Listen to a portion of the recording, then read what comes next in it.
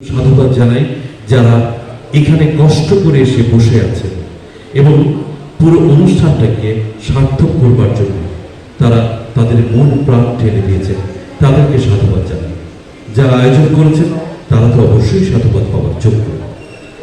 এখানে চাঁদপুর কলেজ, পুরানবাজার কলেজের অধ্যক্ষ উপস্থিত আছেন, আমার বন্ধুবর শরীফ চৌধুরী আছেন, অনেক গুণে গুণান্বিত। তিনি একাধারে একজন সাংবাদিক, একজন নাট্যশিল্পী, একজন সঙ্গীত শিল্পী, অনেক গুণে গুণান্বিত।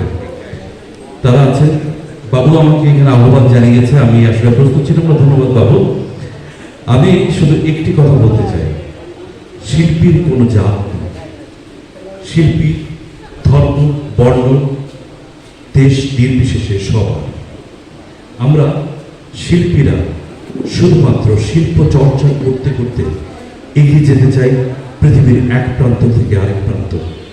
সকল দেশে, সকল স্থানে আমরা ছড়িয়ে দিতে চাই বাংলাদেশের কথা, বাংলাদেশের মাটি ও মানুষের কথা, বাংলাদেশের শিল্পের কথা। এটাই হোক